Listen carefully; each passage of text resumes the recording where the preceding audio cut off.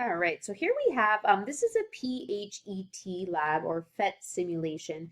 So if you just type PHET salts and solubility, you'll get this, a link to this as well, okay?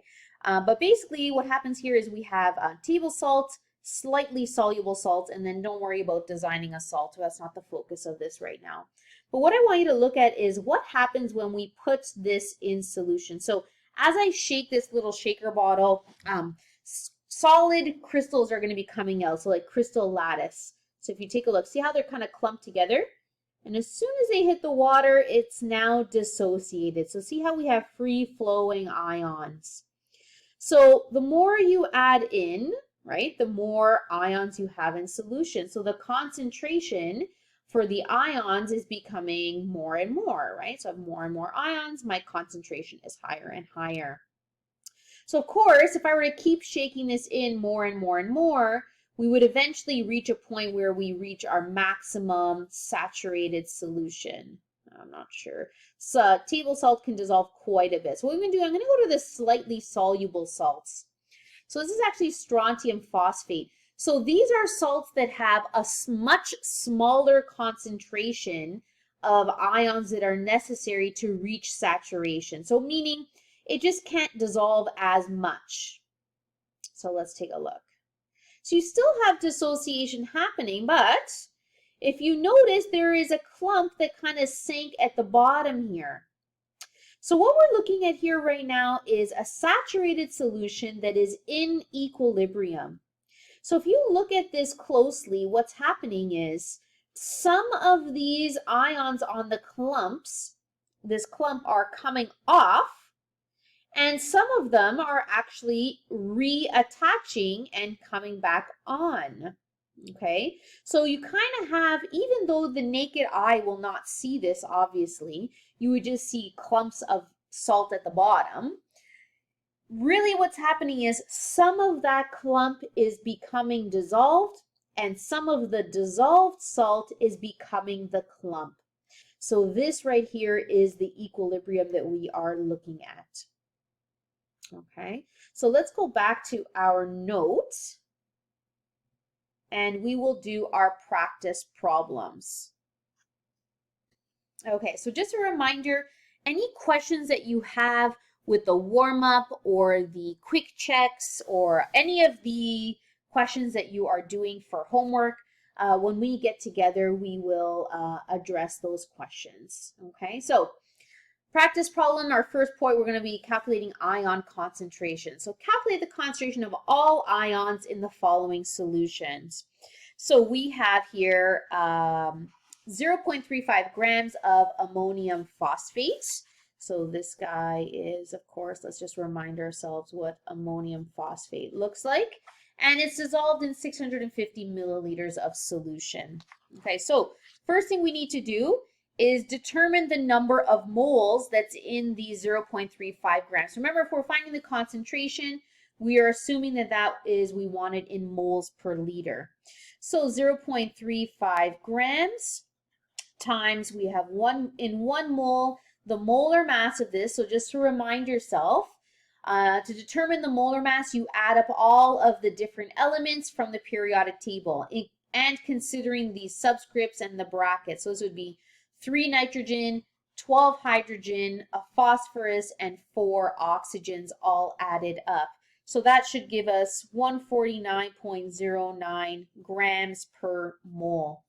So remember, pardon me, something in my throat. So remember that when you're writing this out, please try to keep dimensional analysis in mind. So even though in 2021, we're doing the digital exam and there's no submission of like rough work, when you are writing out your quizzes and tests for me, I'm expecting to see this work here, okay? So we have 2.348 times 10 to the negative 3 moles. So remember, I'm not concerned about significant digits until the final answer, okay? So this is kind of an in-between step. We're not done yet. So here we have our moles, and then I'm just going to continue this directly here. we have moles per milliliter, so we're going to convert this into liters. I'm just going to do this right away in one step. So we end up getting a concentration here of, let me see, 3.6 times 10 to the negative 3 moles per liter, I believe. Yeah, so this answer is actually 3.612 times 10 to the negative 3, but I'm bringing this to 2 significant digits because of the 0.35. So this is the concentration of the entire thing, my ammonium phosphate. But what we're actually asked to do is find the concentration of the individual ions. So that means if we were to write this out as a dissociation equation, we're going to have 3 ammoniums and 1 phosphate. Like the ratio of ammonium ions to phosphate ions is a 3-to-1 ratio. This answer that we just got here is actually equal to 1 ammonium phosphate. So the ratio here is really 1:3:1. So what that means is this concentration is actually equivalent to the phosphate concentration also, because for every 1 ammonium phosphate, we are creating 1 phosphate ion. But to get the concentration for ammonium, it's actually going to be 3 times this, because for every 1 ammonium phosphate, we are making 3 ammoniums. So our final answer for the ammonium ions should be 1.1 times 10 to the negative 2 moles per liter. Okay, and that's again bringing that to 2 significant digits. Okay, so you have to consider, obviously, not only determining concentration, but looking at each ion individually. Okay, so here we have a solution formed when we have 15 milliliters of a 6.0 mole per liter HCl is added to 20 milliliters of water. So we actually have a dilution that's happening here. We have a certain concentration that we are already told, but we're taking 15 milliliters of this solution and we are adding 20 more milliliters. So what we're really going to do here is we're going to try and determine what the concentration is going to be after the dilution. So really the easiest way to kind of set this up is you take your original concentration and we're going to set up a fraction here. So the value on top is the original volume of that concentration, and the denominator is the total new volume. So 15 milliliters over now we have 35 milliliters. So this really just ends up being a ratio volume amount. So it's 6 times 15 divided by 35. So we get 2.6 moles per liter as our new diluted concentration. So when we look at HCl as it ionizes, right, everything is in a 1-to-1 ratio. So actually this 2.6 moles per liter is equal to the hydrogen ion as well as the chlorine ion concentration, because everything is a 1-to-1 ratio. Okay, so here we kind of have a different type of question. So it's asking us now for the mass of aluminum sulfate. So let's remind ourselves the formula for aluminum sulfate here. And we want to know how much has to be dissolved in this volume to give us a sulfate concentration of 0.445 moles per liter. So they're giving us the concentration of an ion. So actually, let's look at the dissociation right away. So remember, you have to consider exactly how many ions are in that structure. So we have 2 aluminum ions, but we have 3 sulfates. So this concentration they're giving us here is actually for the sulfate ions. But what we need to do to figure out the mass of this is we need to figure out, well, what's the concentration of the original salt that we need? So if you take a look, it's really a 1-to-3 ratio with sulfate. So really what that means is that, and what we're doing here is we need to basically divide this by 3 to figure out what the concentration is of our aluminum sulfate. And then we can more easily, of course, find the moles and then find the mass.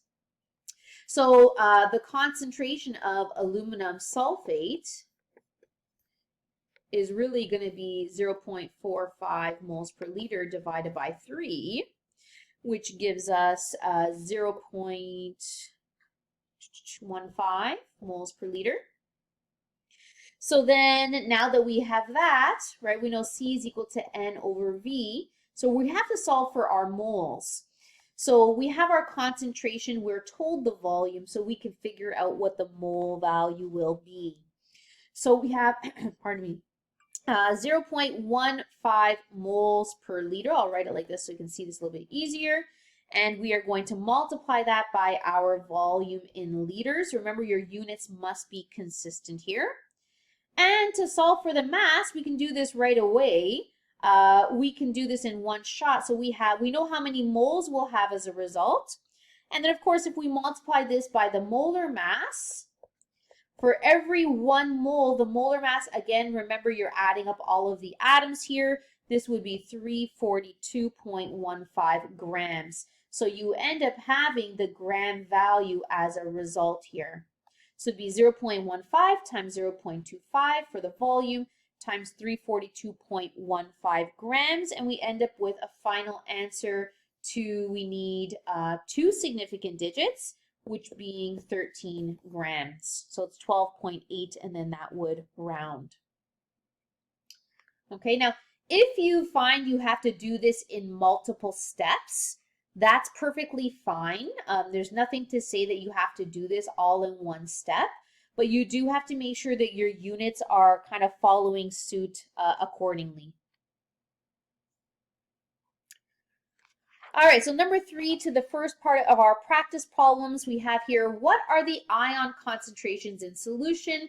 By mixing, we have 1 solution of ammonium sulfate, 55 mils of 0.22 moles per liter, with 25 mils of a 0.45 mole per liter ammonium sulfide.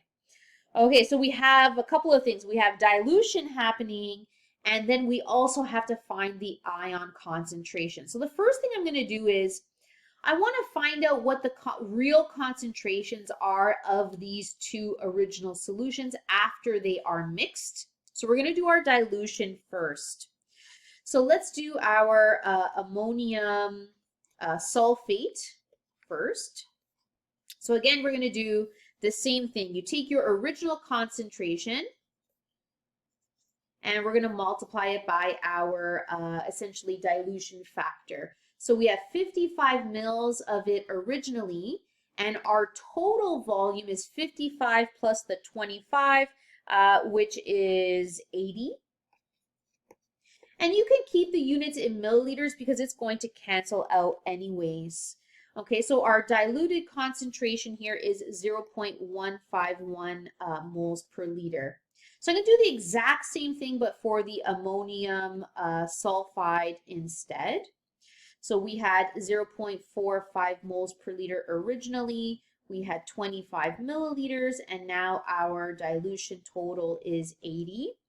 So we end up having a concentration here of 0.141 moles per liter.